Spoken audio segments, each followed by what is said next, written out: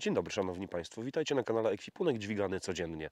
To wasz ja, czyli Marek. Pogadamy sobie dziś o plecaku. Stęskniłem się. Czas wrócić do recek. To oczywiście nie znaczy, że znikną relacje z wypadów. Wręcz przeciwnie. Jutro pojutrze wybieram się z Bondem na 4 dni. Chcemy tak troszeczkę bardziej klasycznie, a za tydzień z Przemasem. Chcieliśmy to zazębić, ale mieliśmy jechać w trójkę, tylko że Przemasowi wypadła robota. Bunch of redneck Robin Hoods. Bunch of redneck Robin Hoods. Hey, we're living good. Back in the woods. Ja go mam kilka miesięcy. Chyba to jest jeden z nowszych takich modeli Helikona. Traveler, czyli plecak właściwie podróżny dla ludzi, którzy nie chcą świecić taktycznością, nie chcą, żeby było widać palsy, czyli mocowania do mole. Nie chcą też kolorów może tych militarnych, czyli powiedzmy oliwka czy kojot, bo ten plecak występuje. Wydaje mi się, że wcześniej na początku był tylko czarny, a teraz dzisiaj rano sprawdzałem i oprócz czarnego jest też u Helikona, to się nazywa Shadow Grey, czyli taki szary. Ten plecak powstał po to, żeby zapełnić chyba tą lukę nie survivalowców, nie bushcrafterów, nie turystów, tylko raczej ludzi, którzy podróżują na przykład w delegacje albo na weekend wyjeżdżają, ale raczej w cywilizowane miejsca, żeby przejść przez kontrolę na lotnisku łatwo. Nie wiem, jak jest z bagażem podręcznym, bo wiecie, raz, że to się zmienia, dwa, że każda firma ma swoje widzimisię odnośnie bagażu podręcznego, więc mnie nie pytajcie. Nie jestem specjalistą, więc musicie sobie to rozgarnąć w własnym zakresie. Powiem Wam zaraz dane techniczne i wymiary też, natomiast wymiary wiadomo, są płynne, bo z niego można zrobić mniejszy i większy plecak, nie? Odnośnie mniejszych i większych sprawdzałem sobie, ja muszę kurczę w końcu zamówić pelet i będziemy mierzyć z natury litraż plecaków, bo kurde, większość firm chyba zawyża litraże plecaków, ale część zaniża. Większość takich popularnych firm, Gregory też mi się wydaje, że zawyża litraż, nie? Czyli te plecaki de facto mają mniej litrów niż podaje producent.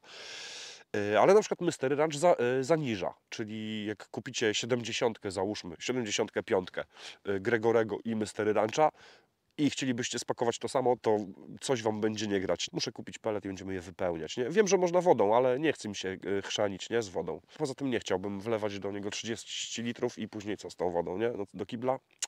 Średnio mi się to podoba. Helikon pisze u siebie na stronie, że jest to jeden z najbardziej uniwersalnych modeli. I tak, i nie. No bo pewnie w kontekście takich plecaków cywilnych to owszem, bo on jest dobrze zorganizowany i dobrze przemyślany i mi pasuje. Oczywiście to nie jest plecak idealny, ma też minusy, nie? Ale to zaraz o tym będziemy gadać. Natomiast czy jest najbardziej uniwersalny? On trochę mi przypomina takie plecaki motocyklowe, takie obłe, nie? Takie skorupki. Nie świeci, natomiast mimo wszystko, jak się zajrzy do środka, to on ma ten helikonowski taki albo taktyczny, wiecie, nie? Organizerki tu, to też Wam zaraz wszystko pokażę. Jeżeli chodzi o litraż, to zacząłem szukać i tak, Helikon u siebie na karcie produktu, że tak powiem, w sklepie podaje, że on ma 24,5 litra. Trochę mi podpadało, bo taki dosyć duży. Dwa, wydaje mi się, że Paweł Super na relacji z Iwy wspomniał, tam powiedział parę słów o tym plecaku i wydaje mi się, że powiedział tam 28 litrów. Czytam później jakieś ofertę w którymś sklepie, nie pamiętam, nie?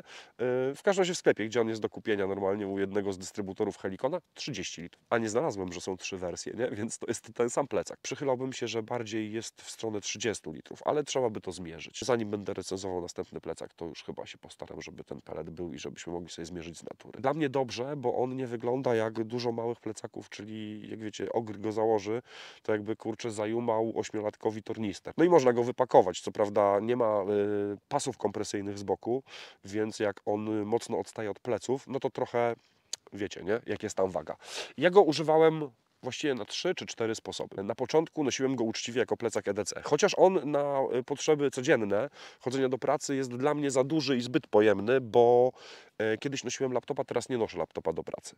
Jak zacząłem go używać, to uczciwie też zacząłem nosić laptopa, żeby go sprawdzić. Ja mam HPK, ten HPK ma kurde chyba z 10 czy 12 lat i to jest taka bukwa gruba. Myślę, że z 1,5 miesiąca na pewno nosiłem go jako plecak codzienny. On się składa z 2 komór.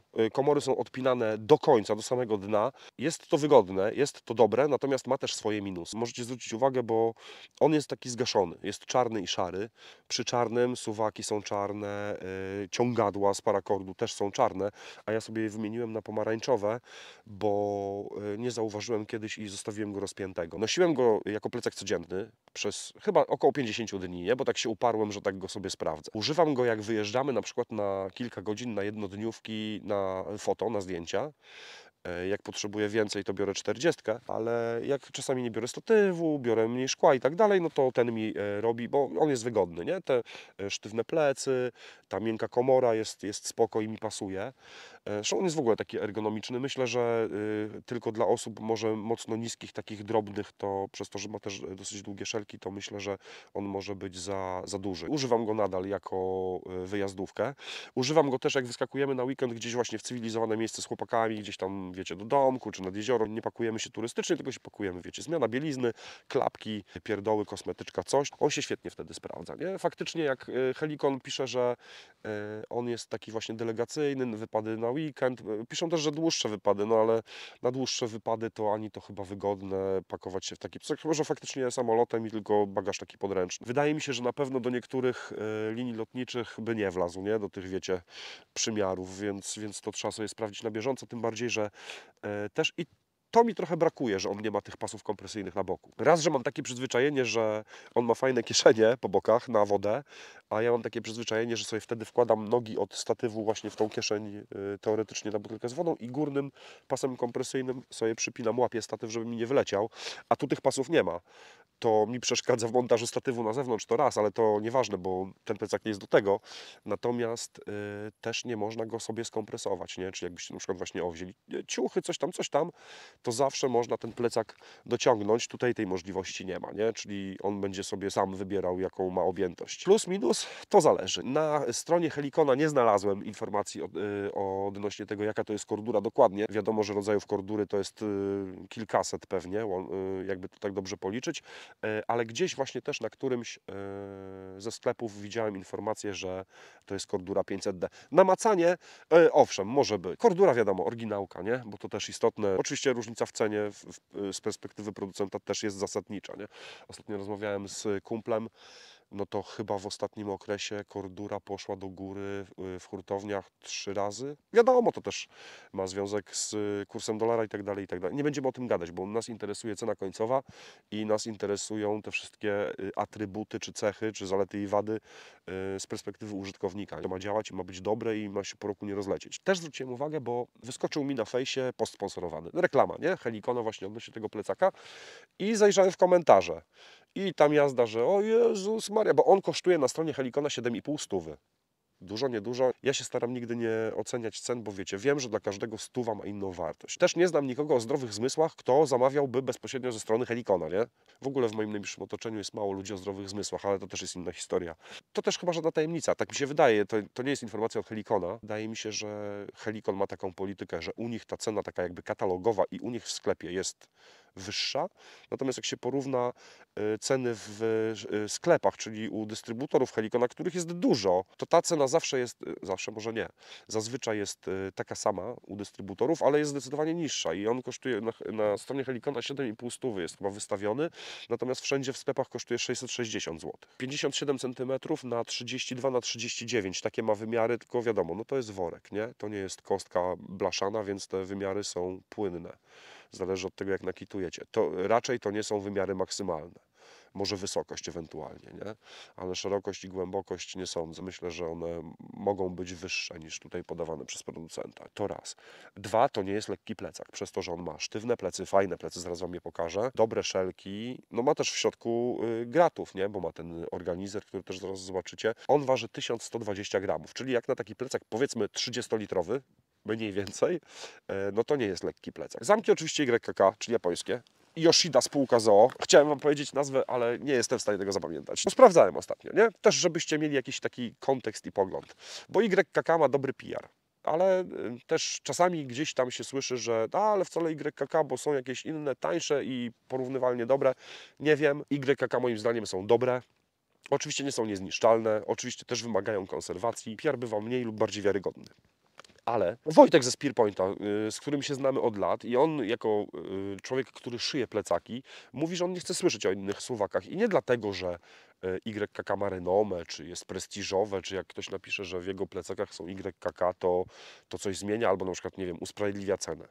YKK są zdecydowanie droższe, jak się patrzy na ceny hurtowe, niż pozostałe. Wojtek mówi to bardzo prosto. Staram się jego opinii nie podważać, bo wiem, że ani mnie nie oszuka i wiem, że no, ma doświadczenie. Przerobił to wszystko już 150 000 razy i mówi, że po prostu używa YKK, żeby się ustrzec reklamacji odnośnie suwaku. Klamry są Woojin. Woojin przewija się w kontekście Helikona od dawna. Kiedyś sprawdzałem firmę. W 1993 roku weszli w spółkę z National Molding. Jeżeli mówimy o takich faktycznie też renomowanych, powiedzmy sobie, klamrach, ale które na tą renomę zarobiły, a nie są, nie wiem, rozdmuchane, mają marketing czy coś, to się myśli zazwyczaj albo Duraflex, albo National Molding. A Woojin, koreańska firma, od 1993 roku do 2008 roku byli w spółce z National Molding. Technologie, coś tam pewnie się nauczyli. W 2008 roku się usamodzielnili, odłączyli się od National Molding i robią sami. Co ważne też w kontekście podróżowania, suwaki są z oczkami, czyli można je sobie spiąć na przykład kłódeczką czy tam linką. Dobra, może go obejrzyjmy, co? A jakbyśmy wrócili do kanciapy i przy świetle nagrali? Jedźmy do kanciapy. Mówię jedźmy, bo jestem na rowerze. Tak, będzie lepiej widać.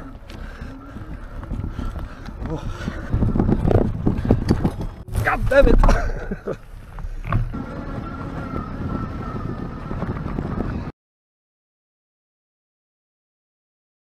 Na tym szorcie, gdzie pokazywałem mobilne studio EDC plecakowe, którego Wam polecam, ale tam obiecałem Wam historię o kocyku. Oto kocyk. To jest głębsza historia niż kocyk, nie? Piknikowy. Tu jest wyhaftowane logo Pesla. Ma 1,40 m na 1,15 m. Kosztowało 90 zł. Niby dużo. Ale patrz. Od spodu jest podgumowany, a tu jest taki miwór w dotyku. To jest jeden jego plus. Ale najważniejszy plus to jest ten plus. Kupiłem go w sklepiku Fundacji GOPR. 9 dych. Opylało się. Milutki. Nie pogubi się szpeju przy rozkładaniu. Mógłby być w innym kolorze, ale ten się chociaż może mniej pobrudzi. Poleconko, nie? Not sponsored, żeby nie było. Pozdrawiam chłopaków z GOPR-ów. Wszystkich. Mam nadzieję, że zawsze będziecie blisko i mam nadzieję, że nigdy nie będziecie potrzebni. Chyba że towarzysko w schroniskach. To jak najbardziej. Wróćmy do Travelera. No, teraz tak. Nie ma siatki. To nie jest kordura, to jest jakiś inny materiał, ale są bardzo sztywne, grube plecy. Jest poduszka lędźwiowa wypchnięta i to dosyć sporo, odczuwalnie. Tu jest oczywiście otwór, bo Traveler, więc można go sobie założyć na walizkę, na rączkę od walizki, nie? Na przykład na lotnisku, czy tam zasuwając na dworzec, czy coś. Ale są mega sztywne. Te paprochy nie wchodzą. Zawsze na to zwracam uwagę, no ale też dlatego, że często w terenie używam tych plecaków. Szelki są wygodne, bardzo twarde. Nie wiem, jaka to jest pianka. No on był uczciwie używany. Nic się nie wydarzyło, bo to często jest tak, że jak ta pianka jest badziewna, to chwila, moment i te szelki się robią takie flakowate. Są wszyte co prawda prosto, ale jest wygodnie. Wydaje mi się, że są trochę długie te części, więc może być kłopot z regulacją u ludzi niższych, takich szczuplejszych. Żadnych wodotrysków, żadnych haczyków, nic nie ma, on ma być chyba taki gładki. Dlatego chyba też nie ma pasów kompresyjnych, chociaż mówię, dla mnie to jest minus. Uchwyt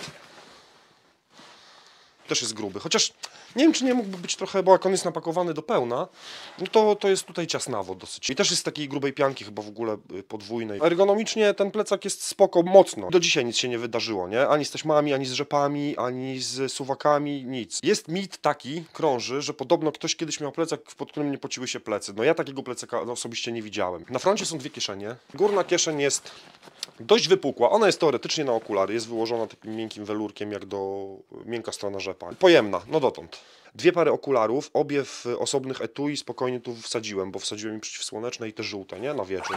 Z tej kieszeni korzysta się wygodnie, z tej gorzej. Szczególnie jak jest plecak zapakowany, bo ona nie ma zaszewek. Tu jest wszyta ta klapa i ta klapa jest wszyta, widzicie, dosyć głęboko i chyba na płasko mocno. Teraz jeszcze jak jest flag, bo on jest tak dosyć przypadkowo zapakowany w tej chwili, nie? Tu mam baterię.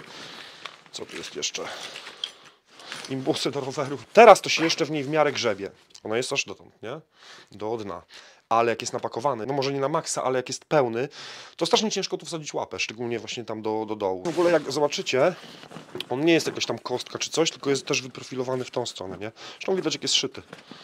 O, no właśnie dlatego mówiłem Wam, że przypomina trochę, przynajmniej mi, te plecaki motocyklowe. Dół jest mocno obszerny, tam jest chyba obiektyw 70-200, wchodzi też aparat na dół, czasami dron, więc tutaj jest mocno dużo, nie? Miejsca. No tu mniej. Chociaż jak się go nakieruje do pełna, to i tak on jest taki, no, mocno odstaje od pleców. A jeszcze jak ma wagę, ja do niego maksymalnie wsadziłem 14,2 kg. No to zdecydowanie pewnie za dużo, nie? Jak na ten plecak. No to wtedy już go czuć, nie? Że się majta. Wszelkie wszyte pod kątem na stałe to jest spoko akurat. I oczywiście rzepy, żeby się nie fajtały, to jest dobre. Żadnych rzepów oczywiście, no bo to cywil. Kieszenie na wodę są z tej takiej siatki mocno gumiastej. No, jeszcze cała, bo to, no niestety, nie? Jak się gdzieś tam zahaczy czy coś, no to nie jest takie odporne jak kordura. Natomiast, co mi się podoba, to to, że niektóre plecaki mają te kieszenie płytkie i jak tam się włoży małą butelkę czy puszkę, to jeszcze luz, ale problem się zaczyna przy dłuższych butelkach. Tutaj dostanie strzała, trochę się wysunie i może wypaść. A tu jest głęboko. O, tu mam nawet 1,5 litrową nalgenkę, więc możecie zobaczyć sobie na 1,5 litrowej nalgence. O, jak to wygląda. Myślę, że spoko, że bezpiecznie. Z zewnątrz brakuje, mówię, tylko pasów kompresyjnych, ale to raz, bo mocowanie statywu, ale też, żeby właśnie go móc ścisnąć, szczególnie jak są takie rzeczy, które można ściskać w środku. Jedziecie na weekend, dobra, lapek albo tam Kindle, czy jakieś dokumenty i ciuchy, bielizna, kosmetyczka, to można by to skompresować, żeby chociażby właśnie trochę zarobić na tej objętości w kontekście bagażu podręcznego. I tylko mała naszywka Helikona. Tylko pamiętajcie, bo to chyba mówiłem już w lesie, że on teoretycznie jest cały czarny albo szary, ale ja sobie zmieniłem parakordy na trochę dłuższe dałem, żeby się łatwiej łapało i zrobiłem sobie pomarańczowe, żebym widział, że są suwaki zasunięte, bo no wpadłem raz prawie w kłopoty przez to. A nie chciałbym zgubić na przykład aparatu albo obiektywu, nawet nie zgubić, ale jakby wypadł gdzieś na twarde, to nawet nie chcę o tym myśleć, prawdę mówiąc. Przednia komora. Suwaki fajne, chodzą luźno. Mówiłem wam, że jeszcze mają oba te dziurki, że można jeden na drugi założyć jakby i zamknąć kłódką. Klapa, ta frontowa, z tymi dwiema kieszeniami z zewnątrz, jest też wyłożona cała welurkiem, czyli można tutaj sobie narzepiać rzeczy. Helikon ma ten WIS, czyli Versatile Insert System, czyli ten system organizerów różnej maści. Tu przyczepiłem akurat ten, nie? Dla pokazania. Tyle, że ta klapa jest miękka, niezależnie od tego, co tu włożycie, tutaj się będzie łamać. I no jak tutaj przypakujecie jeszcze coś ciężkiego, no to będzie wkurzające, nie? Bo ta klapa robi się ciężka i lata. I pomijam to, bo to jest przyczepione, mówię, poglądowo, no ale jak to otworzycie, to wyskoczy, nie? Jeżeli będzie coś cięższego. Trzeba z dystansem podejść do tutaj obciążania tej klapy. To jest ten organizer, który też jest w zestawie. To też kosztuje, nie? Jakby trzeba było to dokupić sobie. Nie wiem, ile tam kosztuje teraz zestaw organizerów. No Helikon nawet robi te takie ortalionowe, cienkie, nie? To też chyba ponad 100 kosztuje. On jest wpinany na dwie klamerki. To jest, kurczę, dobra myśl, nie? Prosta sprawa, nic tu się nie zmienia, właściwie tylko trzeba o tym pomyśleć, że jedna jest damska, druga jest męska.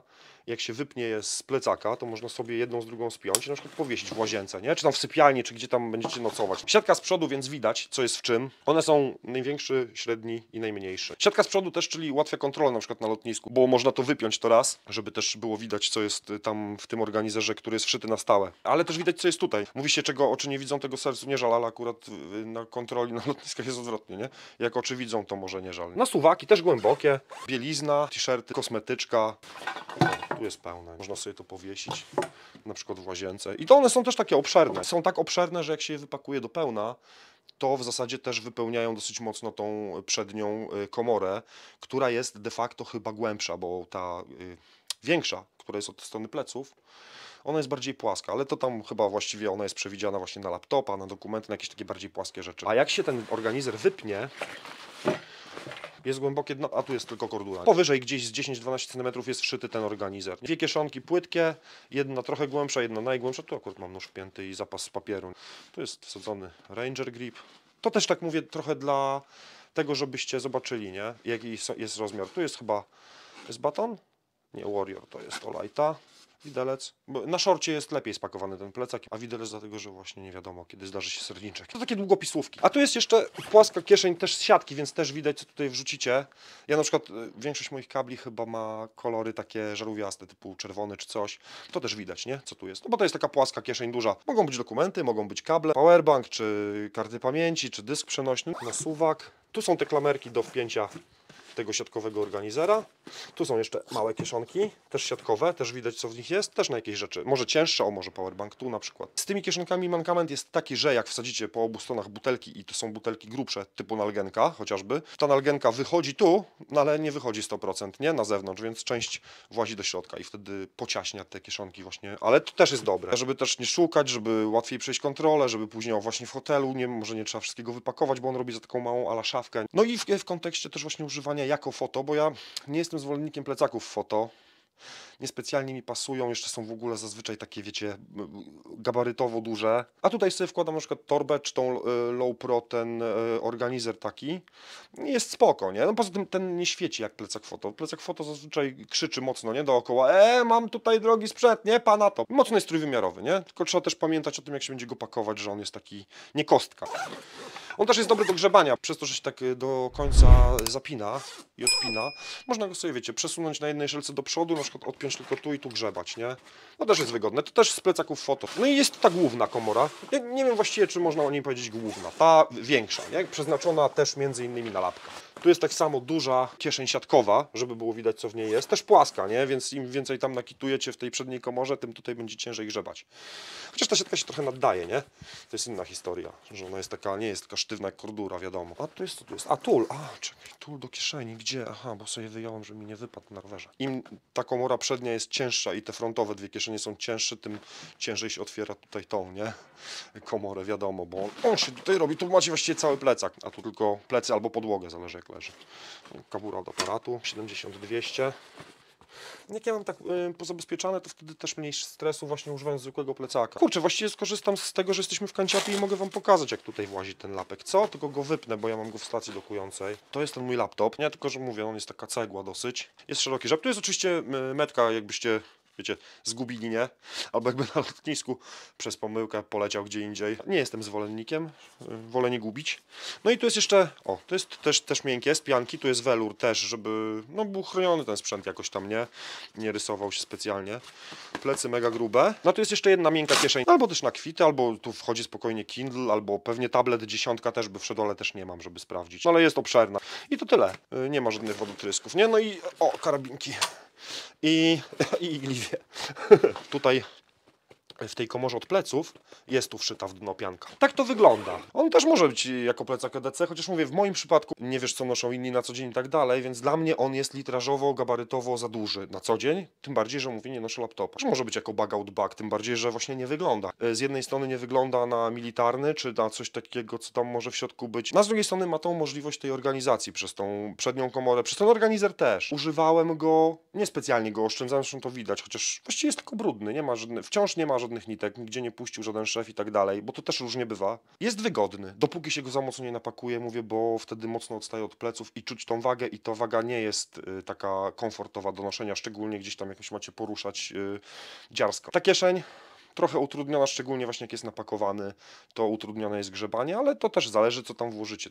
Trzeba go pakować w sposób przemyślany, bo jak się napieprzy tutaj wszystkiego dużo, to raz, że przez to, że się odpina do właściwie samego dna, to sam się wypakuje, nie? Po otwarciu, to raz. Na dwa, że no, na pewno się przy tym plecaku płaci za tą organizację, no więc byłoby bez sensu.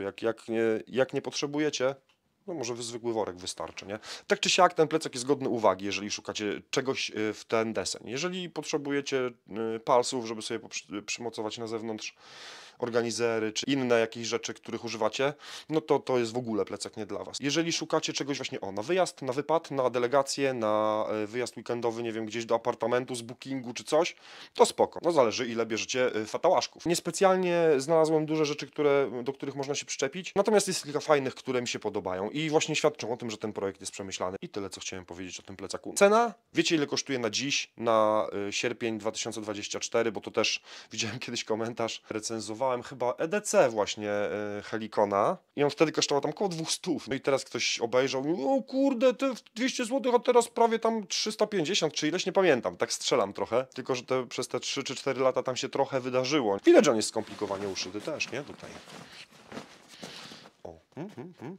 To wszystko poskładać, bo to, wiecie, się modeluje 3D i później z tego zrobić wykrój, to ja tam nie jestem fachowcem od tego typu rzeczy, a moje produkty ze skóry, które robię, są płaskie zazwyczaj albo formowane na mokro, ale wiem, że to nie jest łatwa sprawa, żeby najpierw to wymodelować, a później przerzucić to na papier, żeby zrobić z tego szablony, żeby zrobić z tego wykroje. Helikon Traveler, używany najmniej zgodnie z przeznaczeniem. Dziękuję, szanowni państwo, za uwagę. Muszę wyłączyć lampy, bo po prostu nie będzie miał kto pomontować tego filmu, jak tak dalej pójdzie. W kontekście Helikona to też taka ciekawostka trochę, no bo jednak cywilnie, jak oni się powstrzymali przed naszywaniem palców i tych wszystkich, wiecie, i rzepa na naszywki. To jest taki dla dorosłych, nie? Po co dorosłemu rzep na froncie? Samemu sobie można doszyć. Szacuneczek.